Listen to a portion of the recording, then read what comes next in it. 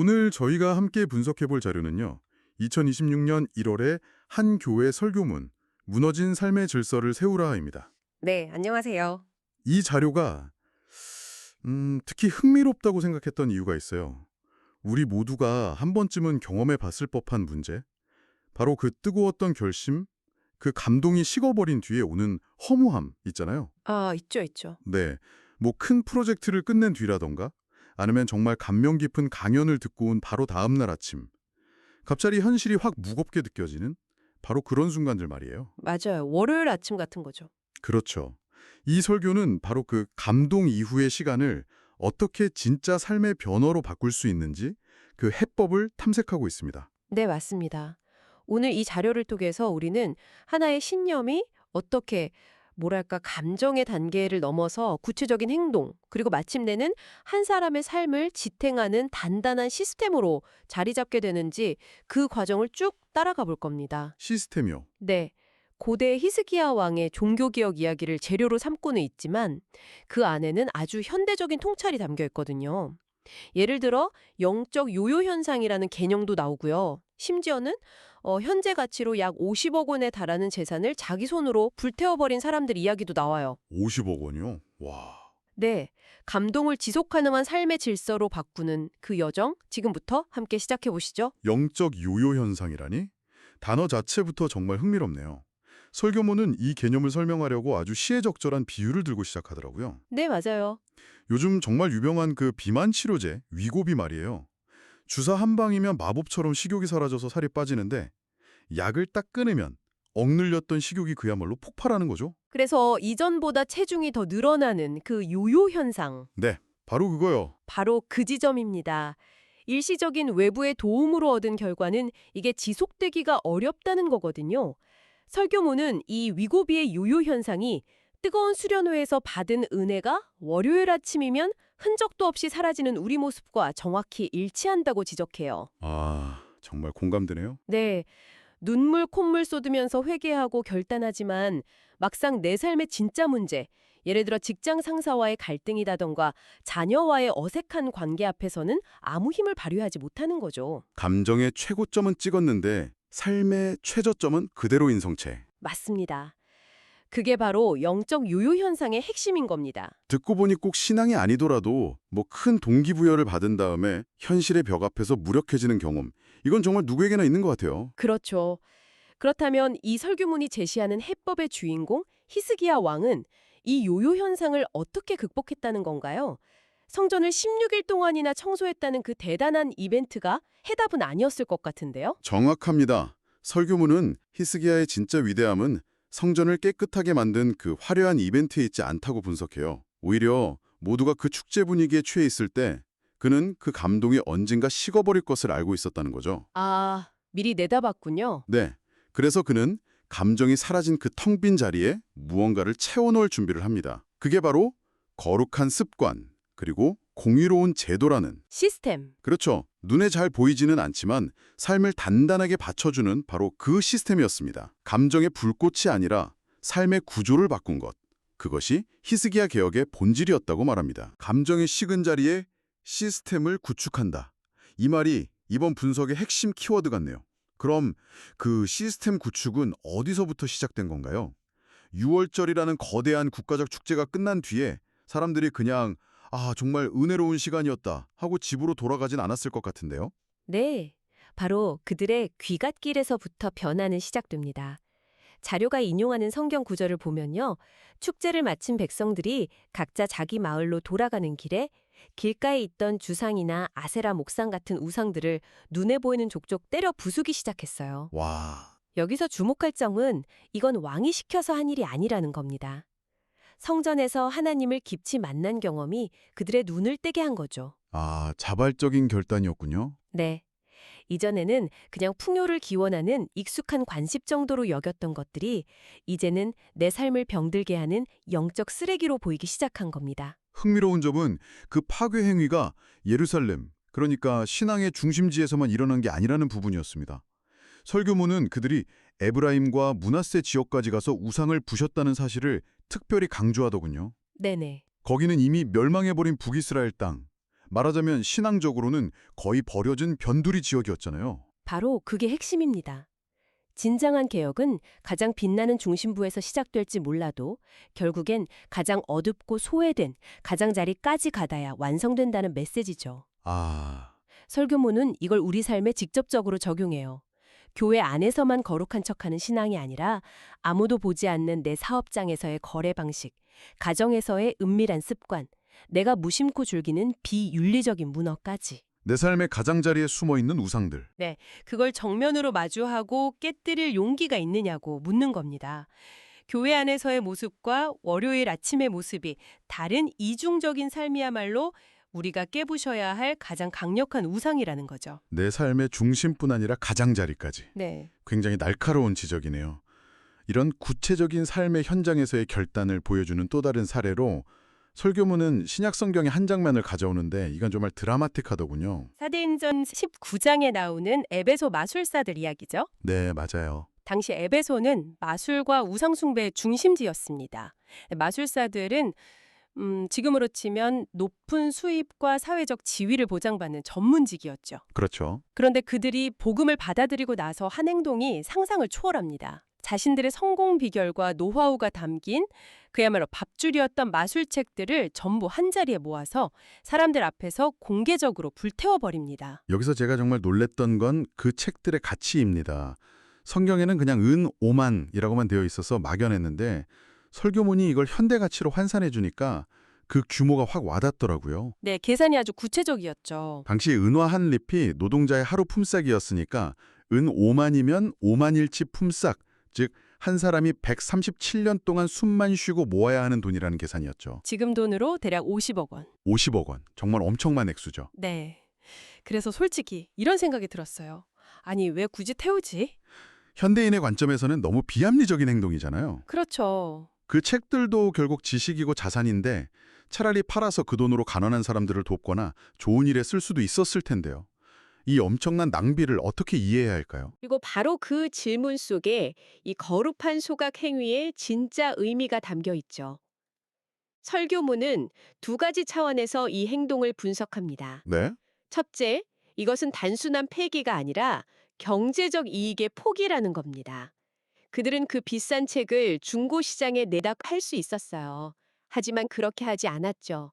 왜냐하면 그들 안에 이것은 나에게만 독이 되는 것이 아니라 다른 사람에게도 독이 된다는 분명한 인식이 생겼기 때문입니다. 아, 내게 독이 되는 건 남에게도 독이다? 네, 내 삶을 망쳤던 죄의 도구를 돈 몇 푼 받고 다른 사람의 손에 넘겨줄 수는 없다는 아주 단호한 윤리적 결단이었던 거죠. 그 죄악이 다른 사람에게로 흘러가 유통되는 것 자체를 원천 차단하겠다는 의지였군요. 그렇습니다. 그리고 그것보다 더 중요한 두 번째 의미는 이 행위가 바로 퇴로를 차단하는 것이었다는 점입니다. 퇴로 차단이요? 네. 만약 그들이 책을 팔아서 현금으로 쥐고 있거나 아니면 창고 깊숙한 곳에 숨겨두었다고 상상해 보세요. 그러다 삶이 힘들어지고 새로운 믿음에 대한 회의가 될 때 어떤 유혹을 받게 될까요? 아, 그때 그 책들만 있었어도 하면서 자꾸 과거로 돌아가고 싶어지겠죠? 바로 그겁니다. 과거에 익숙하고 편했던 방식으로요. 가장 힘들 때 기댈 수 있는 비상금이 아니라 가장 힘들 때 나를 다시 넘어지게 만드는 유혹의 씨앗이 될 수 있다는 거죠. 그렇네요. 그들은 책을 불태움으로써 과거로 돌아갈 수 있는 모든 다리를 자기 손으로 끊어버린 겁니다. 이제 내 인생에는 예수 그리스도라는 새로운 길 외에는 다른 길이 없다는 그야말로 배수진을 친 셈이죠. 와, 그래서 설교문은 이 지점에서 우리에게 아주 강력한 질문을 던집니다.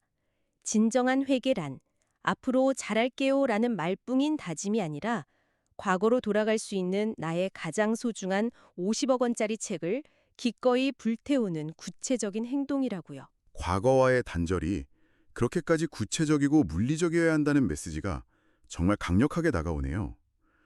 자, 그럼 이렇게 우상을 파괴하고 과거로 돌아갈 다리를 불태운 후에 히스기야는 무엇을 했을까요? 파괴만으로는 새로운 질서를 세울 수 없었을 텐데요. 그렇죠. 여기서부터 본격적인 시스템 구축이 시작되는 거죠. 맞습니다. 감정적인 결단이 행동으로 이어졌다면 이제 그 행동이 지속될 수 있도록 판을 짜는 단계로 넘어갑니다.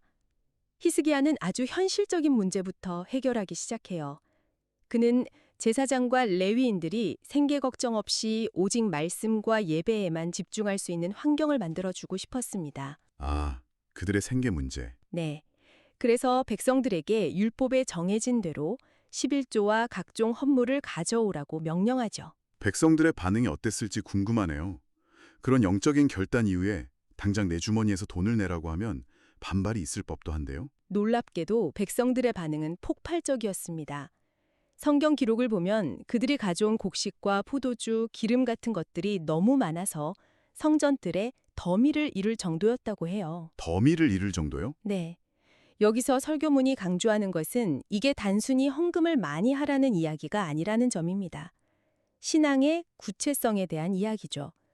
내 물질이 있는 곳에 내 마음도 있다는 말처럼 내 시간과 재능, 그리고 물질이라는 가장 현실적인 자원을 어디에 사용하느냐가 내 삶의 진짜 우선순위를 증명한다는 겁니다. 아, 마음으로만 동의하는 신앙을 넘어서는 거군요. 그렇죠. 내 삶의 주인이 닦였음을 구체적인 물질로 고백한 행위였던 거죠. 그 물질적 헌신이 결국 사역자들의 생계를 보장하고 그들이 다시 백성들에게 양질의 영적 서비스를 제공하는 일종의 거룩한 선순환, 즉 생태계를 만들었다는 분석도 인상 깊었습니다. 맞아요. 그런데 히스기야는 그렇게 쌓인 재물을 그냥 쌓아두는 데서 그치지 않았더라고요. 그의 시스템 설계는 훨씬 더 치밀했습니다. 네, 이 부분이 히스기야의 리더십이 얼마나 뛰어난지를 보여주는 대목입니다. 그는 산더미처럼 쌓인 예물을 보고 흐뭇해하며 끝난 게 아니에요. 네, 즉시 그 재산을 보관할 별도의 방을 성전에 만들게 하고 재산을 관리하고 분배할 책임자들을 임명합니다. 그리고 분배 시스템을 만드는데 그 내용이 아주 세밀해요. 얼마나 세밀했나요? 대제사장이나 레위인 본인뿐만 아니라 그들의 아내와 어린 자녀들의 몫까지 정확하게 계산해서 공정하게 나눠주도록 규정했습니다. 단 한 사람도 시스템의 혜택에서 소외되지 않도록 가장 약한 고리까지 챙긴 거죠. 와, 여기서 설교문이 현대교회에 던지는 메시지가 아주 현실적이더군요. 교회의 재정이 멋진 건물을 짓고 유지하는 데는 아낌없이 쓰이면서 정작 사람을 키우고 공동체의 약한 이들을 돌보는 일에는 인색한 경우가 많다는 비판이었죠. 네, 날카로운 지적이었죠. 히스기야의 개혁은 결국 교회의 본질이 차가운 건물이 아니라 사람이며 재정은 그 사람을 살리는 방향으로 투명하고 공의롭게 흘러가야 한다는 거군요. 그렇습니다.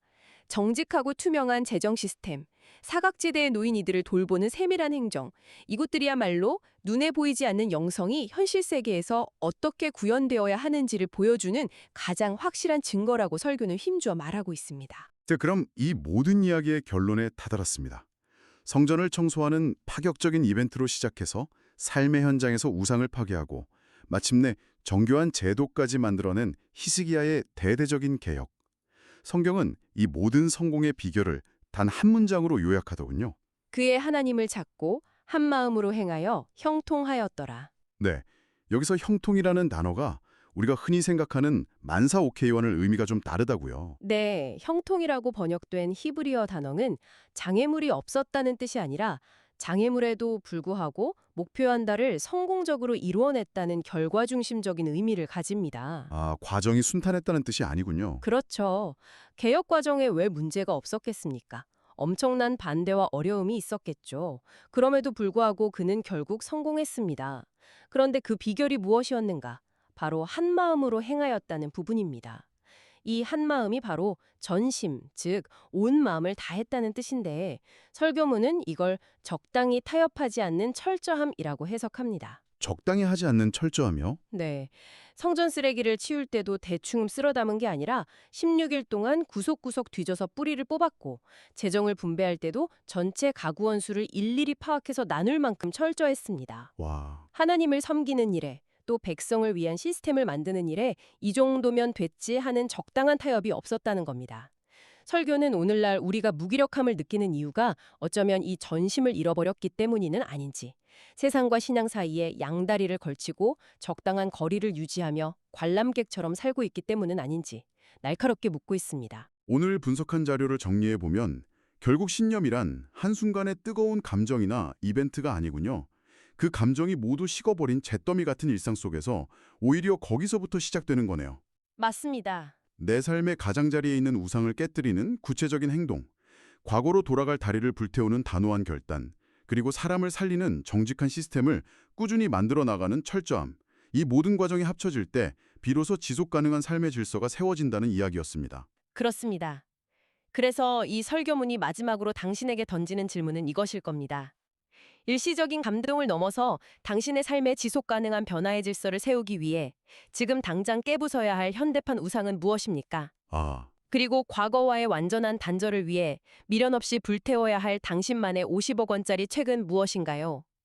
이 자료는 결국 우리의 믿음과 신념은 입술의 고백이 아니라 삶의 구체적인 현장에서의 선택과 습관, 그리고 정직한 시스템을 통해 증명될 때 비로소 진짜가 된다는 깊은 울림을 남깁니다.